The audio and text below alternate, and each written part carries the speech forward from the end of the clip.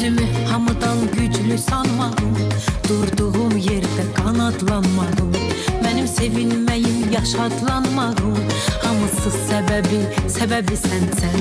Özümü hamıdan güclü sanmağım, durduğum yerde kanatlanmağım. Benim sevinmeyim, yaşatlanmağım, yine de sebebi sensen. Ancak uçulur dam sen olmayanda, derde düzmür adam sen olmayanda.